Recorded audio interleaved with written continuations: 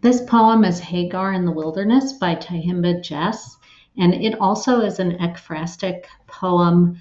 In this poem, the writer, Tyehimba Jess, is speaking to a statue which we have taken a look at in marble of Hagar in the wilderness, and it was created by Edmonia Lewis, who was of African American and Native American descent, and she was an expatriate who lived in Rome and worked as a sculptress and an artist for many years.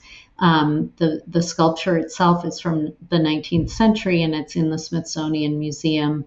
Tyehimba Jess has poem is in conversation with that statue, and part of the reason I'm interested in Hagar in the wilderness is that Hagar and Ishmael are kind of the oppositional or backstory to Abraham and Isaac and Sarah. So initially, Abraham and Sarah were unable to have children. They were both very elderly, and Sarah invited Abraham to have a child with Hagar, who was an Egyptian slave.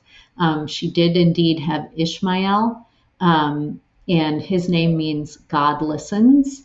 And when Sarah was found to be pregnant with Isaac, they actually sent Hagar away. There was a lot of jealousy, and we can take a look at that in the Bible. And so Hagar and her son are kind of abandoned by Abraham, but at the same time, God is protecting them and says that he's going to have Ishmael lead his own nation.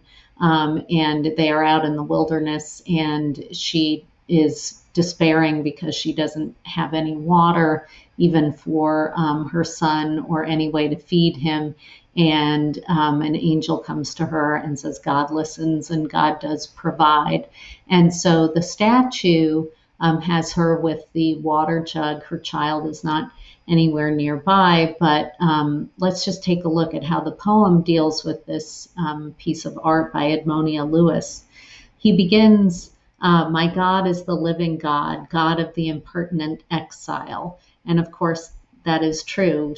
God was watching over Hagar as she was exiled from Abraham's life. An outcast who carved me into an outcast, carved by sheer and stony will, to wander the desert in search of deliverance, the way a mother hunts for her wayward child. So he's got this wonderful use of alliteration there, sheer and stony, and also this image of, deliverance and the mother hunting for a child that's gone astray. God of each eye fixed to heaven, God of the fallen water jug, of all the hope a vessel holds before spilling to barren sand. And you could see her, Hagar, as the metaphor for this jug, all the hopefulness that she held, and then the dismissal that happened when Sarah found she was pregnant with Isaac.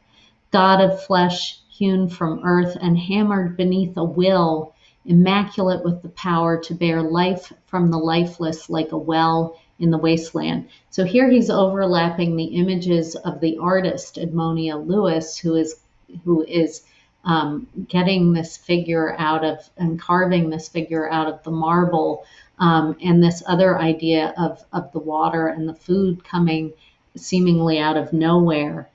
I'm made in the image of a God that knows flight, but stays me rock still to tell a story as ancient as slavery, old as the first time, hands clasped together for mercy and parted to find only their own salty blessing of sweat. So he's layering the artist, the image of Hagar, and then his own writing and his own discovery of the artist there, and the need to be telling a story, and this story of slavery.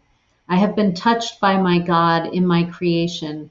I've known her caress of anointing callus across my face. I know the lyric of her pulse across these lips. And yes, I've kissed the fingertips of my dark and mortal God. She has shown me the truth behind each chiseled blow that's carved me into this life, the weight any woman might bear to stretch her mouth toward her one true God, her own beaten marble song.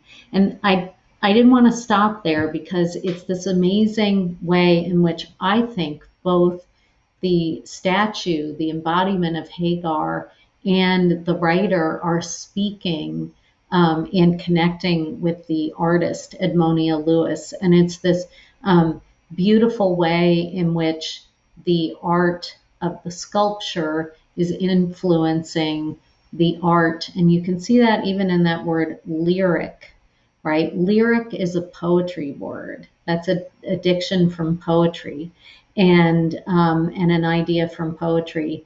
But the lyric of her pulse in a statue that is not that is marble, that he could translate that kind of beauty and sense of exile and sense of loss and sense of history into his language in the same way that Ammonia Lewis is carving this sense into her vision of Hagar in the wilderness. So, who has shown him the truth behind each chiseled blow that's carved me into this life? And that is Hagar, but I think that is also the poet is being sort of carved into this life by art.